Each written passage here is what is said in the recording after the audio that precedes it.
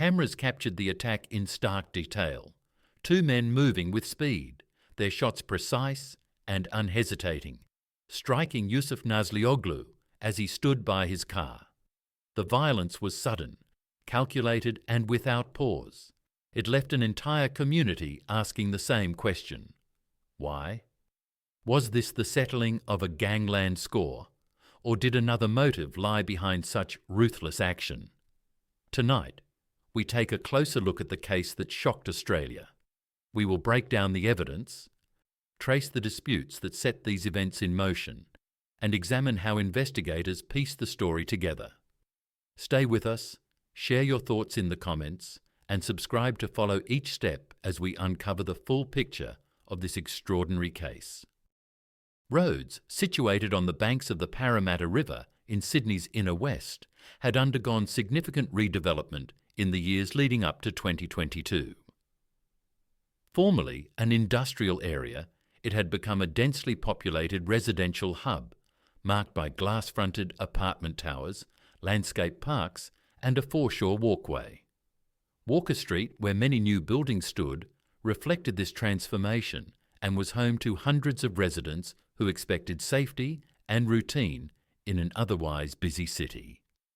Among them was Yusuf Nazlioglu, aged 40. He lived in an apartment on Walker Street with his wife, Jade Jeske. Neighbours knew him as a resident who kept largely to himself. Publicly, he carried a reputation as a former member of the Lone Wolf Motorcycle Club, an association often noted in reports about his past. Those who spoke of him described a man with a commanding presence who had tried to maintain a quieter life in Rhodes. Also living in Sydney were two men whose names would later be directly connected to his. Abdul Rahman Mohammed Ataya, in his early 30s, lived in the city's southwest. Mohammed Hosni Khaled, then aged 27, also resided in Sydney. Both men were already known to police prior to 2022. Their names appeared in the context of criminal circles, and they were regarded as individuals whose activities had drawn law enforcement attention. The connection between Nazlioglu and these men was not one of friendship. Their paths crossed through a dispute involving two Mercedes-Benz vehicles that Nazlioglu had hired but not returned. Messages exchanged in the weeks before June 2022 revealed tension surrounding the cars, with warnings that consequences would follow if they were not handed back. The disagreement created a direct link between him and those who would later face court. By late June, Rhodes remained outwardly calm. The suburb carried the appearance of modern convenience and quiet order. Yet beneath this surface were unsettled disputes, unresolved dealings, and names already in motion. This contrast between the peaceful setting and the tension surrounding Nazlioglu provides the foundation for what followed. In the weeks before 27 June 2022, the outward appearance of life in Rhodes remained ordinary. Yusuf Nazlioglu continued his routine, moving between his apartment on Walker Street and daily tasks with his wife. To neighbours, nothing suggested that tensions were building beneath the surface. The suburb carried its usual rhythm of commuters, families, and the quiet pace of winter evenings. Behind that facade, however, disputes had begun to take shape. Nazlioglu had hired two Mercedes-Benz vehicles earlier that year. By late May, those cars had not been returned. The matter escalated when messages were exchanged, urging him to hand the vehicles back. Warnings were delivered in blunt terms, including suggestions that failing to comply could lead to serious consequences. These warnings were not empty. They reflected the involvement of people already known to police. Among them were Abdul Rahman Mohammed Ataya, in his early 30s, and Mohammed Hosni Khaled, 27, both from Sydney. Their names had surfaced in criminal investigations before, and their presence in this dispute placed Nazlioglu in direct conflict with men whose reputations extended beyond ordinary suburban life. Although no obvious disturbance was visible in Rhodes, the underlying pressure was clear. The dispute over the cars had moved beyond a civil disagreement and carried the weight of unfinished business. For Nazlioglu, this meant his daily movements were shadowed by unresolved tension. On the surface, the setting was one of calm streets and apartment towers lit against the winter sky. Yet within that calm existed a growing unease, marked by the knowledge that words exchanged in recent weeks had not settled the matter. That unease would soon shift from warning to action. On the evening of 27th June 2022, Yusuf Nazlioglu entered the basement car park of his apartment building on Walker Street Roads. The hour was early evening, around 6:30 p.m. The car park, like most in the suburb, was enclosed, dimly lit, and echoing with the sounds of passing vehicles. It was here that two men had positioned themselves, waiting for him to arrive. Their vehicle was a silver Volkswagen Golf. It had been brought into place earlier and was used as both a cover point and a means of escape. One man remained close to the car while the other prepared to move on foot. They were armed with a handgun. Their intention was to strike quickly, using the confined space to their advantage. Nazlioglu approached his own vehicle and opened the door to retrieve items. At that moment, one of the men left the Volkswagen and advanced towards him. The approach was direct. The handgun was drawn and fired without warning. The first sequence of gunfire consisted of 8 shots. They were discharged in rapid succession, the sound reverberating through the underground space. Nazlioglu was struck and fell beside his car. The attacker then paused briefly before firing 2 more rounds, bringing the total to at least 10. There was no evidence of resistance. The victim had no opportunity to fight back. The attack was sudden and left him incapacitated almost immediately. His movements during those seconds were limited to the impact of the rounds and the collapse that followed. Once the final shots had been fired, the gunman turned and ran back towards the waiting Volkswagen Golf. The car was already positioned to leave. He entered the vehicle, and within moments it was driven out of the basement and away from Walker Street. The sequence of events from the appearance of the gunman to the exit of the car took less than a minute. It was a targeted act carried out with speed and precision, leaving no time for intervention. When the sound of gunfire ceased, the basement car park returned to silence. Nazlioglu lay critically injured beside his vehicle. The Volkswagen was gone, carrying with it the men who had carried out the attack. The scene itself remained, a still, enclosed space marked only by the aftermath of a rapid and violent act. The events of those seconds formed the central moment of the case. The attack concluded as abruptly as it had begun, leaving only the evidence of shots fired and a man left gravely wounded. In the immediate aftermath, Jade Jeske acted while still in shock. She raised her phone and recorded the silver Volkswagen Golf as it left the basement car park. Distressed and panicked, she ran to the lift, aware there was no reception underground. After travelling up 5 floors, she reached a signal and dialed 000. Through tears, she reported that her husband, Yusuf Nazlioglu, had been shot, gave the location as the Walker Street apartment complex and roads, and described the car that had fled. That call provided the first clear information to emergency services, sending police and paramedics directly to the scene. The call to 000 was received within minutes of the shooting. Emergency services were dispatched immediately, with both police units and paramedics directed to Walker Street in Rhodes. The first responders arrived shortly after 6:30 p.m, moving quickly through the residential complex and down into the basement car park. Their entry into the underground level was deliberate and cautious, aware that a firearm had just been discharged and that the offenders could still be nearby. What they encountered was a confined space marked by silence after sudden violence. Near one of the parked vehicles lay Yusuf Nazlioglu, critically injured and unresponsive. The pool of blood beside him confirmed the seriousness of his condition. His wife, Jade Jeska, distressed from what she had witnessed, was nearby and spoke with officers, repeating what she had already told the emergency operator. Her account of the silver Volkswagen Golf leaving the car park was noted immediately, giving police an early lead on the direction of flight. Paramedics set to work, providing urgent treatment at the scene before preparing to transfer Nazlioglu to hospital. Police secured the car park, placing a cordon around the immediate area and moving residents back for safety. The stark contrast between the stillness of the building above and the gravity of what was unfolding below was evident to those present. Within that first hour, the atmosphere was one of urgency combined with professional order. The priority was clear: to attempt to save the victim's life, to secure the scene from further risk, and to begin the process of preserving evidence. Officers remained in position as paramedics moved quickly with the patient towards the ambulance waiting outside. The scene was now formally under police control.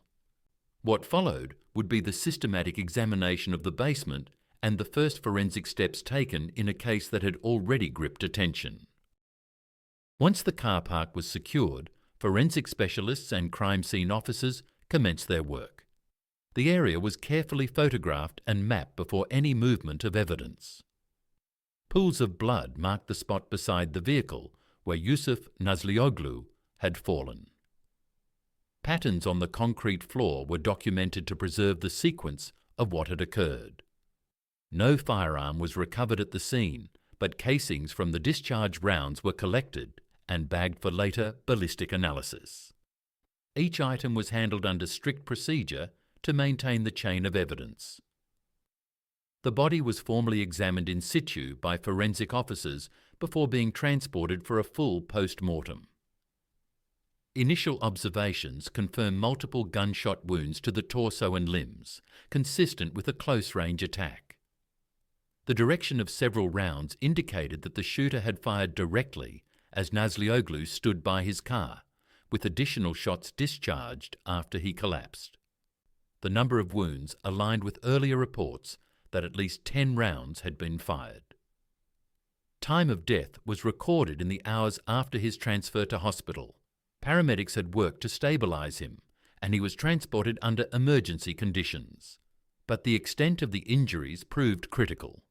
The forensic pathologist later noted that the injuries were not survivable, given the number and placement of the gunshot wounds. The examination of the scene provided investigators with the first material evidence: cartridge casings, blood patterns, and video footage from building cameras.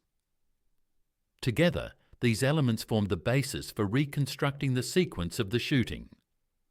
With the body removed and the car park cleared of residents, the focus turned to the systematic review of all physical and digital evidence gathered from the location. These findings would form the foundation for the broader investigation that followed. The investigation into the shooting of Yusuf Nazlioglu was led by detectives from the State Crime Command's Homicide Squad. From the first night, their task was to move beyond the chaos of the immediate response and to establish, through evidence, who had been responsible. The basement car park was cleared, cordoned, and examined systematically. Forensic officers marked the location of every cartridge casing and recorded the blood patterns on the concrete floor. CCTV footage from the building was retrieved and secured for analysis. These images captured the silver Volkswagen Golf, leaving the car park moments after the gunfire. Detectives widened the search to include cameras from surrounding streets. Hours of footage were reviewed to identify the vehicle's path. The route suggested a planned escape, with the Golf travelling through a series of back streets before leaving the area. This surveillance trail became the first step in mapping the movements of those involved. A significant development occurred when a burnt-out Volkswagen Golf, matching the description of the getaway car, was located in Greenacre. The vehicle was examined under forensic conditions. Investigators confirmed its identification numbers, connecting it to the Rhodes shooting. Although the fire had destroyed much of the car's interior, fragments were recovered for comparison. The attempt to destroy the vehicle was treated as evidence of deliberate planning and concealment. Parallel to the physical evidence, detectives turned to digital data. Phone records and encrypted communications linked to Nazlıoğlu were reviewed. Within these messages, investigators found references to 2 Mercedes-Benz vehicles he had hired and failed to return. The tone of the exchanges revealed a dispute that had escalated into direct threats. These records provided a motive that pointed investigators towards individuals already known to them. Attention then turned to those with a history of contact with both the vehicles and the dispute. Among the names that emerged were Abdulrahman Mohammed Ataya, aged in his early 30s, and Mohammed Hosni Khaled, aged 27. Both men were residents of Sydney, both had prior involvement in criminal matters, and both were on the radar of police before June 2022. Their connections to the dispute over the cars, combined with their known associations, placed them at the centre of the investigation. Witness accounts supported this direction. Residents of the building described hearing multiple gunshots and seeing the Golf leave the car park. Crucially, Jade Jeski's recording of the departing vehicle was secured. The footage, combined with CCTV, provided a clearer picture of the car and its movements. Together, this material reinforced the link between the suspects and the events at Rhodes. By late 2022, investigators had assembled a portfolio of evidence. It included ballistic findings from the spent cartridges, forensic confirmation of the burnt-out vehicle, digital records of hostile communications, and consistent witness testimony. On this foundation, detectives prepared applications for arrest warrants. These were presented to the court, setting out the basis upon which Ataya and Khaled were identified as suspects in the murder of Yusuf Nazlıoğlu. The issuing of those warrants marked the transition from investigation to direct police action. Detectives now had the authority to move against the men they believed responsible. The focus shifted from collecting and analysing evidence to locating the suspects and carrying out the arrests that would bring them before the Supreme Court. With warrants authorised, detectives moved to locate and detain the 2 men identified as suspects. Surveillance and operational planning were put in place, ensuring that the arrests would be carried out safely and without unnecessary risk to the public. On the morning of 14th of June 2023, officers intercepted Abdu in the suburb of Austral, in Sydney's southwest. The arrest took place after his vehicle was stopped by police. He was taken into custody without significant resistance and transported to a secure facility for questioning. The operation was conducted quickly, leaving little opportunity for him to evade or destroy evidence. Earlier in 2023, Mohammed Hosni Khaled had already been arrested in Sydney. His detention followed the issuing of a separate warrant based on the same investigation. Like Ataya, he was taken into custody by detectives from the homicide squad and charged in relation to the murder of Yusuf Nazlıoğlu. In both cases, the focus was on ensuring that the suspects could not interfere with the inquiry or further conceal material. Vehicles, phones, and digital devices were seized as part of the arrest operations. Each item was logged for forensic examination to determine its relevance to the planning and execution of the crime. The successful execution of these warrants marked a turning point in the investigation. The men believed responsible were now in custody. Following their arrests, both Abdulrahman Mohammed Ataya and Mohammed Hosni Khaled were taken to police facilities for questioning. The interviews were conducted under caution, with detectives outlining the charges and the suspects' rights before any questions began. Ataya maintained a guarded stance throughout. When presented with the allegations, he denied direct involvement and refused to provide detailed answers. His responses were limited, often reverting to short statements or silence. Detectives noted his composure, but also the reluctance to expand beyond minimal replies. On several occasions, he simply declined to comment, leaving gaps that investigators would later rely on evidence rather than admission to fill.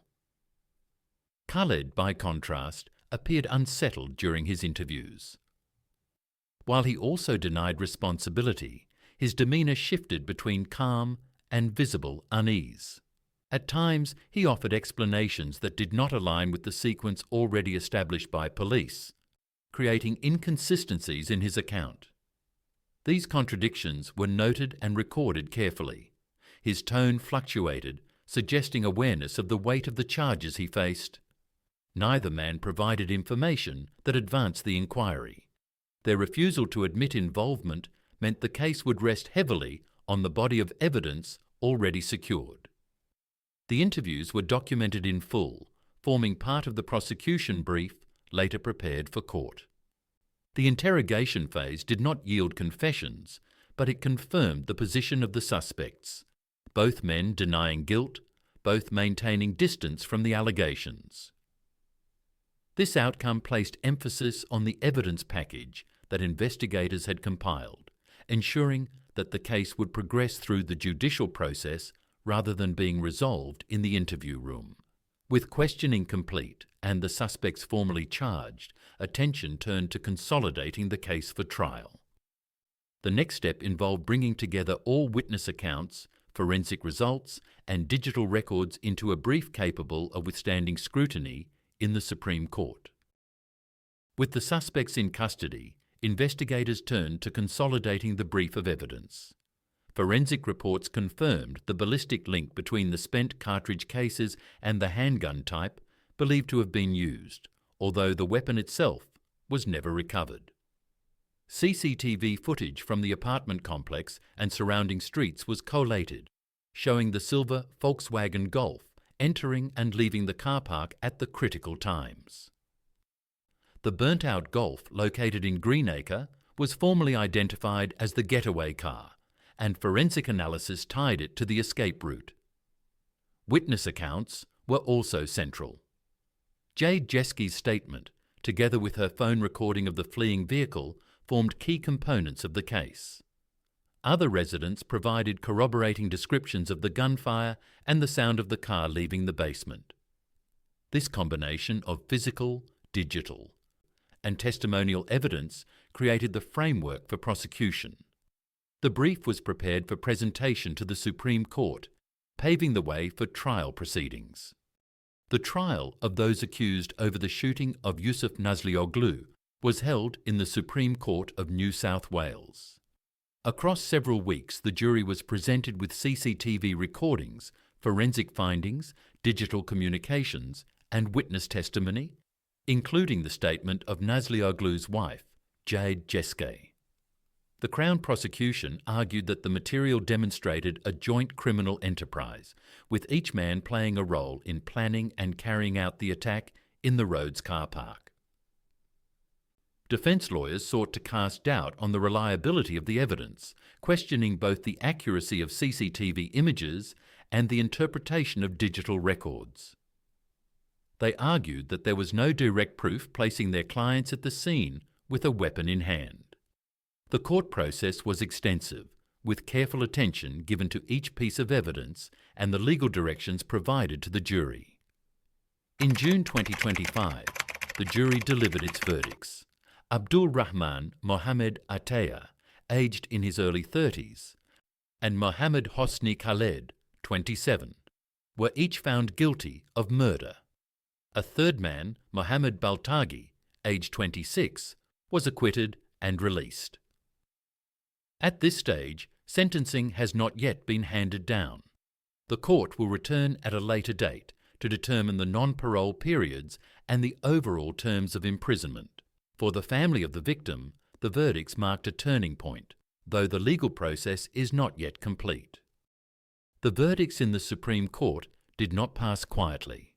In Rhodes and across Sydney, the case drew strong public interest, not only for the violence of the shooting, but for what it revealed about organised disputes spilling into suburban streets. Residents expressed relief that guilty findings had been delivered, but also frustration that sentencing was yet to occur. The delay in finalising penalties left many with a sense that justice was incomplete.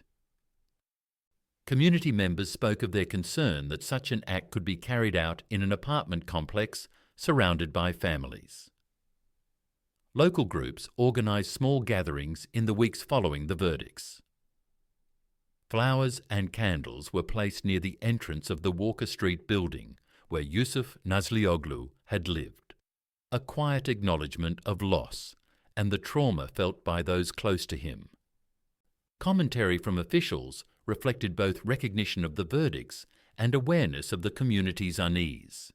Police representatives emphasised the complexity of the investigation and the importance of seeing the judicial process through to sentencing.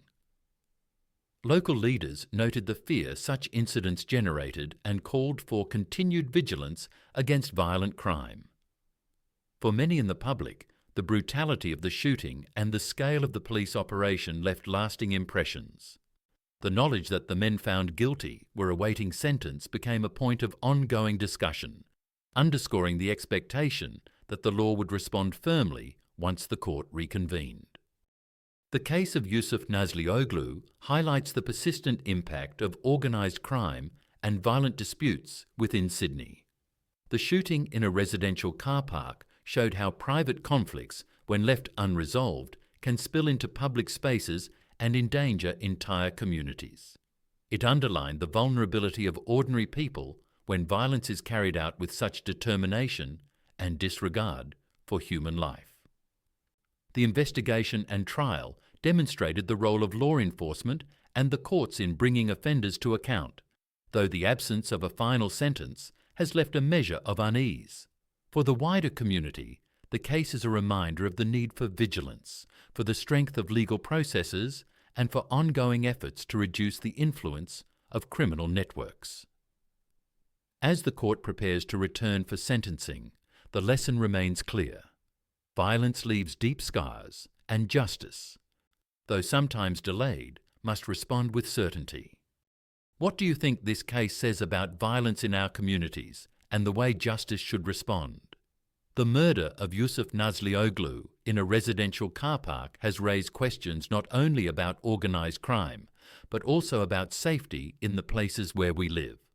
We would like to hear your perspective. Share your thoughts in the comments below. Let us know how you feel about the verdicts and the process still to come. If you found this story important, please consider liking, sharing, and subscribing so you don't miss future episodes.